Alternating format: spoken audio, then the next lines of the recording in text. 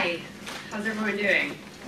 Excellent, awesome. Well, I'm super excited to be here, so thank you to Be Your Own Hero for inviting me. We have about 25 minutes together, and so I'm going to tell you a little bit about, my company and where we've gotten to. That's just the beginning, and then I kind of want to share what I've learned along the way, because I was in your seats about 5 years ago, and I don't want you to make the same mistakes I made, and you should double down on the things that went well. So here we go, okay? So 5 years ago, me and my two co-founders, there's three of us, started a company called Cloudflare. And our mission as a company is to build a better internet. 5 years ago, people laughed in my face when I told them that, because it's a very big, audacious goal. Today, people start to believe it. And so that's really exciting of how, you want to dream big, and then almost your dreams become a reality. And so what does building a better internet mean? So just a little bit about Cloudflare. So this is a graph that my grandmother could understand. So without Cloudflare, you guys all have businesses or aspire to have a business, and that means you likely have a web presence. You either have a website or a web app or an API or some way for people to interact with you. And a world without Cloudflare means you treat human visitors the same as search engine crawlers, the same as online attackers. And all that traffic kind of comes to your web server, and you have to deal with it, and it might not cause you stress, but it likely causes your IT person or system admin person a lot of stress. So what Cloudflare does is we put ourselves in the middle. And if you're a human visitor, we make your experience better, hence a better internet. So we make your web pages load faster. We make sure you're always online. Even if you launch on Shark Tank, you get the spike in traffic, your site will stay up without any blip.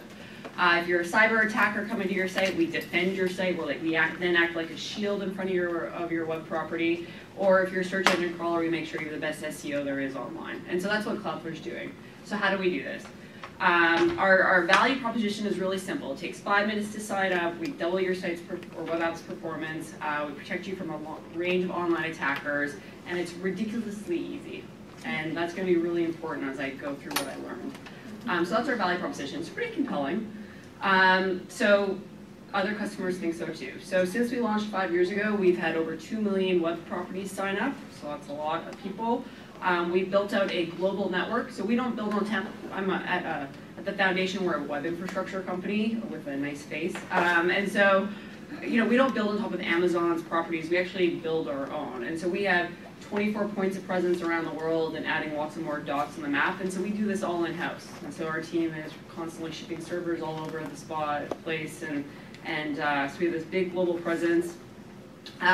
You've probably heard of some of these companies like Instagram, eBay, Amazon. So you take all of these websites that get a ton of traffic, add it up, times it by 5, and that's how much traffic is going through my network right now.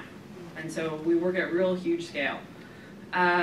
This has kind of been our growth curve since the beginning. That's a good growth curve. It's also called up and to the right. So this is good, also stressful, but good. Lots of traffic. On a given month, about 5% of the internet's web page run through our network, and all from a tiny little startup here in San Francisco. Companies you've heard of use us. National governments use us from around the world, not just the United States. And then these are some customers who've signed up in the last 2 months. Again, people you've likely heard of. Yes, we were named in Wall Street Journal's most innovative company 2 years in a row, actually. And then recently they kind of had this $1 billion startup club, and Cloudflare's been listed on there, which, if nothing else, I can point my parents to it, saying, see, I am doing something, I promise. So anyway, that's where my journey's been the last 5 years. And I can tell you, I've had lots of battle stories and lots of amazing highs, but it didn't start out like this. I mean, this is what you become, right? But I, again, started in your seats, a little bit not sure what I was doing. And so this is 5 years ago, in September of 2009, so like literally almost 5 years ago, we did our first pitch to a partner meeting. Benrock was the VC firm we were pitching. Their office is down on Sand Hill Road. And they were literally the first partner meeting we were really pitching to. And you show up on a Monday morning. All partner meetings, for those who have not pitched to VC yet, are on Mondays. That's when all the partnership gets together. And the partner kind of brings you in to pitch to the partnership. And if you're going to a partner meeting, it's yours to lose, in a way. The odds are pretty, like, you pass a lot of hurdles for them to bring you in. That partner's putting their neck on the line. And so it's a little bit yours to lose. And things happen, it's not always a yes, but that's the right camp to be in. So we went to pitch in this September 2009, and they liked it, and we ended up raising $2 million, just over $2 million, just over $2 million in October 2009. And that's Matthew and Lee and I, those were the three of us. And then we didn't know what to do, so we drove to Carmel to have a management meeting to say, okay, we raised money, there's three of us, we raised money, now what? I mean, because, you know, we were working for free, Matthew and I were working for free, we were doing this in our spare time. We had started as students, we graduated, and, you know, literally this was our thing. Lee had another job, so he's like, well, I guess I should quit the other job now. We were like, yes, that's probably a good idea. We were working from home, we needed somewhere to go work, we needed other people, and so, again, this was a very important management lunch, but it happened down in Carmel, and yeah, exactly, this was us. And again, we found our way out of there and things have gone very well. But as my business partner Matthew would say, but then the problems started. And not the problems, but the things that you start to learn when you're really building a company. And I'll tell more on that in a second. But first I want to talk about my friend Sarah. So Sarah's an entrepreneur who's much earlier stage than me. And she sent me a text message saying, Michelle, I need some serious advice. I have no idea what I'm doing, and there's a lot of shark. Now, for some people, you might think of Nemo. You know, if you have any kids, then this probably resonates. Or maybe this guy, Bill Gates. I'm sure some of you have heard of him. Some people consider him a shark. Well, in the last month, Bill Gates put out, from the Gates Foundation, a study on the world's deadliest animals. And this is kind of where, this is where the sharks and mosquitoes come in. And so my husband's a surfer. He's really scared of sharks. And I'm really scared of sharks, but he always says, Michelle, the chances of me getting bit by a shark are like nothing. And he's right, it's actually 10. 10 people a year die because of sharks. But I obsess over sharks when he's surfing, because I don't want him to be one of those 10. However, the people we should really be worried about are humans and mosquitoes. Like the order of magnitude of death, it's like, that's a large magnitude larger. So the same can be, so let's make some analogies in business, okay? So back to my friend Sarah. So she's like, what am I supposed to do? And in her world, her shark is really VCs. So we'll go through this. So the first is, and people have mentioned this in the previous session, of someone is going to steal my idea. And wait, that is a shark problem. Because, and I think Alexios put it perfectly, you have no idea how much work it takes to make a business happen. Ideas are cheap. I mean, it really is. And if your business is some silver bullet, likely not going to be successful. Because there's always a better mousetrap, like some way to get around the silver bullet. You want a series of smart decisions and really great execution. And so stop worrying about whether someone's going to steal your idea. That really isn't your problem. Okay? The next are the lions, where it's, oh my God, the media won't write about me. Again, not a problem, because media will start to write about things once you have momentum, and so it's kind of putting the cart before the horse, not where you should be spending a lot of energy. It will happen, and I'll tell you some scrappy ways and things that you can do to help build that up. But just, I promise you, there are a lot of people looking for interesting things to write about, and so if you're doing something interesting, people will find you and will want to write about you. And then there's the elephants of, I need to raise money from VCs. Being in the Valley, this is a very prominent discussion. People treat it like a win. And really, it's the same as the media. People who are associates at VC's firm, their sole job is to find deal flow. Deal flow means the next company that they can back. And so you aren't going to find the VCs. The VCs are going to find you, and there's some things that you can do to strategically place yourself. But again, if you're on to something that's viable and a good VC-backed business, they will come to you. And so, again, these are really, I talk to entrepreneurs all the time, and they're always asking these questions, and I'm just like, you're focusing on the wrong things. So, in my opinion, one person's opinion, focus on the humans and the mosquitoes. And so, the humans, the first one is, how am I going to create a company that actually attracts and retains the best people? Because in the Bay Area, a good person can go work anywhere. Like, job optionality in the Bay Area is very high. Anybody can go work anywhere. So you have to have some idea or some mission or some place to work that people choose you over others. Not because they have to, but because they want to. And then the second thing, what I call the mosquito problems, is how am I gonna do all those things that really create a problem, like that creates a business that solves a real meaningful problem? And I think that's how you build these really big, amazing stories, if you're solving a real problem. And so I'm gonna talk about some of the things that we've learned. They're really focused more on the humans and the mosquito aspect, and much less on the sharks, lions, and elephants. So let's start with the humans, okay? Oops, wrong one. So the foundation of any business are your co-founders. And you either are a solo co-founder or you have co-founders. A solo founder or you have co-founders. And so the way I think about it is you have to choose your partners wisely. Think of a Venn diagram. If you have co-founders, you want to spread out and have this cover as much surface area as possible, but enough overlap that you can communicate and have a shared vision. And so Matthew, Lee, and I, we are three totally different people. Matthew is our CEO, he's my business partner. We both went to business school, so people often say, oh, how do you and Matthew divide up work? If you spent more than 10 minutes with us, you'd be like, wow, Michelle and Matthew are totally different people. Matthew is a lawyer by training, he's a technologist, like he has a computer science and an English degree. He's amazing at telling stories and like a visionary and strategy, and he plays all the edges, and he's like, we need to get there. I'm much more, okay, how are we gonna do that? What does that mean? You know, how do we package this up into something that people understand and can easily use? And so much more operationally, what are we doing? And then Lee is our technical architect. So he's architecting the system that enable our vision. And so we are so different. We cover so much surface area. We have enough overlap that we all have this shared common vision that we want to build a better internet. That's a really strong founding team. It's very diverse skill set.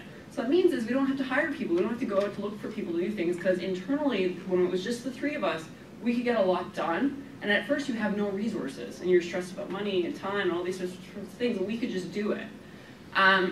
Juxtapose that with Matthew, his previous company, he started with 2 high school friends, all who were lawyers. And the 3 of them are no longer in the business, because there was no clear division of who should be doing what. They were constantly running into each other. So if you're at the point where you're deciding, is this person a good co-founder or not? Think to yourself, do they have a complementary skill set to you? And at first it might not be comfortable. Again, it wasn't comfortable for Matthew, Lee, and I at first either, because we didn't know each other that well. But the fact that we had very diverse skill sets in the long run is a really great symbol.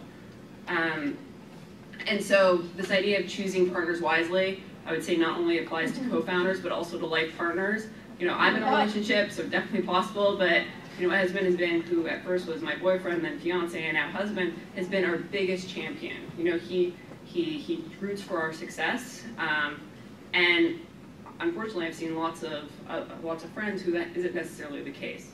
So you want somebody who's supportive, because it is going to be a big part of your life.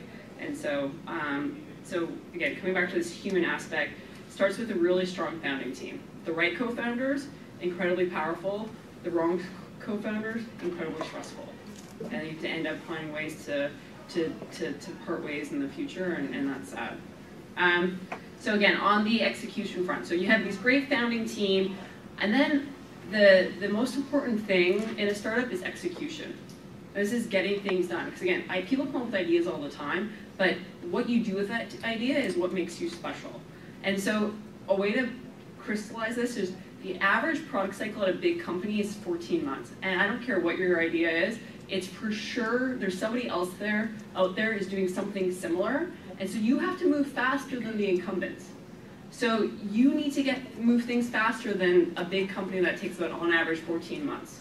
So whether that's 2 months or 3 months, you just have to be continually moving the ball forward. And as you have momentum in your business, people start to come along for the ride, and it's much easier to retain people. So how do you do this? How do you execute faster? Well, one thing we did really well early on is we held our team accountable. And so I'm going to share what we did. You should take my story and make it your own. But holding people accountable is incredibly powerful when you have a really small team. So this is a photo from my office. This was, when we had about 25 people on the team. And so focus in on this whiteboard. That's me with my head poking out. So we used to have this whiteboard. We divided the world into 3 weeks. So it was week 1, week 2, week 3, and everyone's name was on the whiteboard on this side. And we plan in 3-week increments, and everybody had between 3 and 5 sticky notes next to their name per week of which they were going to get done. And then on Fridays at 5 o'clock, we had a meeting, we called it beer meeting, where we'd open a beer or whatever your drink of choice was, and people would stand up one by one and say, I was supposed to do X, did I do it? If yes, they got to take down the sticky note, and if not, the sticky note stayed up. And at the end of 3 weeks, the goal was to have all of the sticky notes off the board. It was an incredibly physical way of saying, yes, I'm getting what I'm supposed to be getting done, and I'm holding myself accountable to the entire team, or no, I'm not, and this is why, this is what I need help with.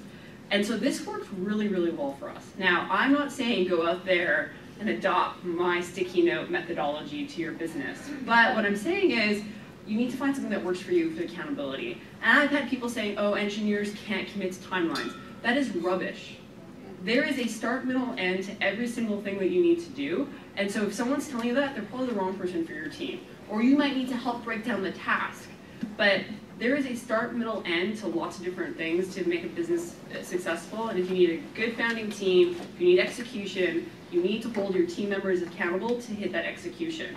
And so some companies use Scrum, other people use Agile methods, other people use Lean Startup, or Toyota use Kaizen, or the Cloudflare Magic Sticky method. Pick a method that works for you, or come up with your own, but please just get into holding your team accountable early on, because then you'll make execution early, and that's how you attract and retain really great people. And then my last point on humans is, you're going to spend a lot of time together, a lot of time, and so avoid the jerks. We had someone recently who started who said to me, wow, everyone's so smart here, but they're also not jerks. Because I worked in another place where people were smart, but they were just like a-holes, and I didn't like being there. And you can find smart people who also aren't jerks. And so, personally, life is too short. So so those are the humans. So that's kind of really, how do you create this company with the people to get what you need done? And those are some tips. So then let's start with the mosquitoes, which is really, how do I know even whether I'm building something that's meaningful? Do I have an idea that's going to be big? So let's start with, there's no silver bullet. There really is. At the end, it seems like a silver bullet after the fact, but like, trust me, every company's kind of had a windy path and has figured it out. And so you're not different. It's just up to you to figure out, okay, is this worth an opportunity worth pursuing? And so there's no hard and fast rules, but here are some guidelines that may or may not be helpful. So the first is, how big is the market? And this is not, I don't need you to go do market sizing exercise. This is more like a gut feel. And so in my world, I want to build a better internet. So that means anybody with a website, web app, API, or web property can use Cloudflare. The number of people who can use my service is literally 300 million. Like it's massive. And so whether they can pay me or not, I don't know, but it's a big market.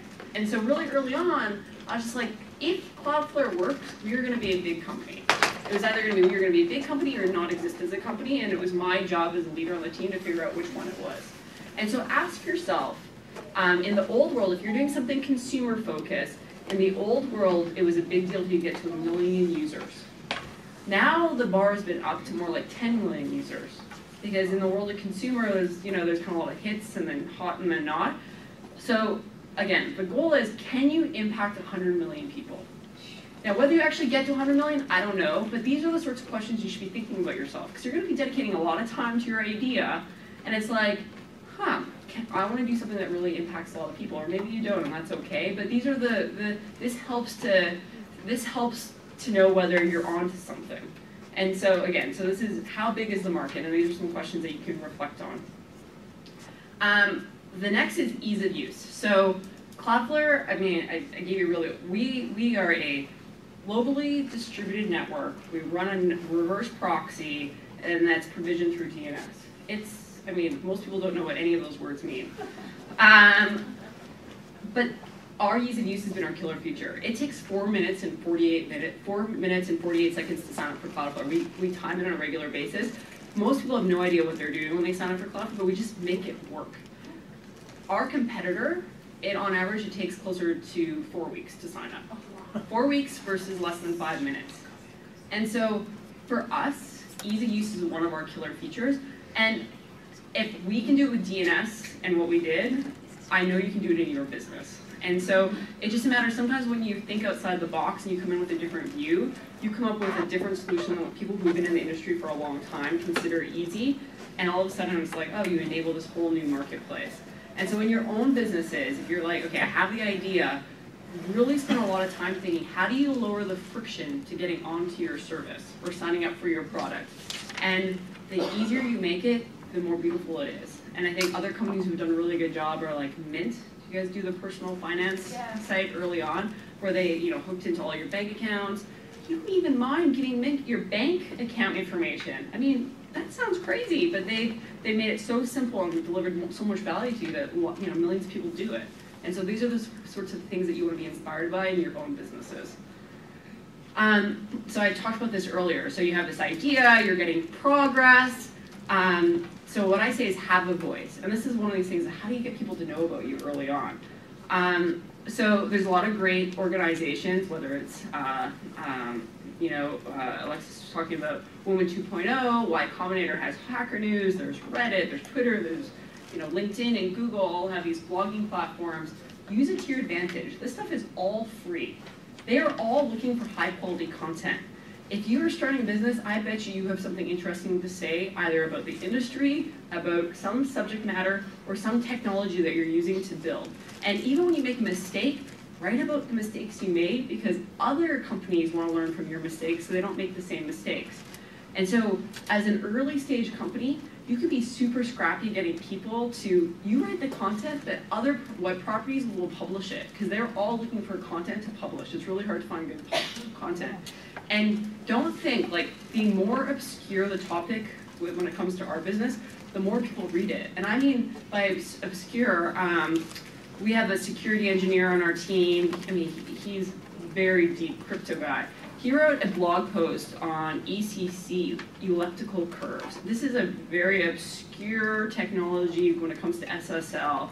And there is no really good resource online. And so Ars Technica, which is a big web property, they wanted the content, they published it. I mean, that article has been read over 20, has been shared many, many times, lots of comments, we've gotten tons of lead gen from it. It's been incredible. And so the more technical, the more success we have. And so in your own world, whether it's on the industry or some technology, really encourage you or other people on your team to blog about it and then get it placed. And this is a really easy way for you to gain attention early on without spending a lot of money. And what I always say is, you can have a personality. The CEO of Google can't. They go through a PR team. All personality gets stripped out of all of anything they say because of the SEC. But you are not governed by an SEC, so use it. Have a personality, take stances, and if you do it right, people are looking for that, right? They want the next great leader, and early on you can have personality work for you. And then finally, in terms of gaining traction, I say launch in an event, or it's one good tactic. Pardon me? Canadian or Chesapeake Bay? Oh yeah, wow, I am Canadian. Yes. Canada. Yes. Good catch. Yes. Yes. You. So I do appreciate all the symbolic language and many of the analogies and metaphors that you're making. However, is there any literal and quite direct advice you can give someone who is young, starting out, understands venture capitalism, understands entrepreneurship, understands these things, but wants to be able to see something that's a lot more authentic than what's been going on lately? Authenticity. Like from my presentation or just in life? No, sorry, let me clarify. Authenticity within, how does one retain authenticity without compromising one's own name? I guess I don't understand. Let's maybe we take that one offline. Yeah, you can come find me after. I guess I don't understand the question. No, Sorry. yeah. Any other questions? Yes. So when you're interviewing your folks, you have what, 20? How many people do you have now? We have 90 people. Oh, okay. What methods did you put in place early on to know, the right fit for you? Yeah, hiring is really hard. There's a big difference between a great person and a good person. And while sometimes in life I think good is good enough, not with the first hires. You need great, not good. It's really hard. So some things that we do that have worked well. So we hire slow. We like to spend a lot of time with somebody before we hire them. Mainly because, sure, there's the philosophy, oh, you can just hire them, it doesn't work out. I think there's huge cost to firing people. I think that the morale on the team, the cost to the company, the threat of lawsuits, no one talks about that, but I am not a big fan of firing people fast. So we hire slow, so we spend a lot of time with people. That means sometimes you lose people, but I think net positive, it's worth it. So what are we doing when we spend time with these people? So we like to do pair programming sessions. Pair programming, if you're a developer, means they literally come in, they see your code base, and they work with an engineer on your team on solving some problem. The goal is not for them to know everything about whatever you're working on. The goal is to see how they think. Do they think about the edge cases? How are they to work with? This comes back to avoid the jerks policy. And so we kind of have people come in and do these 2 or 3 hour pair programming sessions for engineers, but we've adopted the same sort of concept for business functions. And so if you're a marketing team member, we have you come in and do some sort of project, but in the office with somebody on the team. And the goal is for us to simulate a real life, what's actually going on a day-to-day basis. So we do these pair programming sessions. And the second thing we do is when we interview, we don't do brain teasers. And so again, some companies do, and you have to do what's best for your company, so I'm not saying it's not bad, but for us, our philosophy is we have a lot of hard problems on a daily basis at Cloudflare, because we run this massive network with a bunch of traffic, we run into all these corner cases, everything we do is hard. And so every time we interview someone, we say, this is the person interviewing say, this is the problem I'm currently facing, how would you approach it? And so they try and use a real life problem or challenge we're facing to see how that person would answer, and I can tell you everyone's answer is not the same. And people respond to that in such different ways. Some people love it, and then they come back, they leave being at the office saying, I couldn't stop thinking about the problem. Here are 5 other things I thought about since I got home. That's a good sign. Versus people who are like, I don't know. Literally, I've heard people say, I don't know what I would do. Just like, hey, that's not helpful. I mean, at least come up with some theories. And so, anyhow, so those are some things that we do where that's been very helpful. And then the third is check references. What leaders inspire you? So living and not alive. So from different industries. So especially women. So I think Diane von Furtensberg, like she basically reinvented her career when she was over 50. I think that's awesome. Misty May, she's the Olympian volleyball player. I mean, she is the top performer. She works incredibly hard, and she seems just like a really nice, personable person. One of these things where you can be successful in life and be someone you want to spend time with. Estee Lauder, obviously she's no longer alive, but if you think about women in business now, or if you think about when Estee Lauder was alive in the 50s, and she built this really massive empire that still is around today, I think that's pretty incredible. You know, obviously I think Jeff Bezos, there's a lot of other people in tech that get written about a lot, but there are fewer women in technology than men, yes, but there are a lot of interesting women doing interesting things to be inspired by. Thank you, Michelle. I think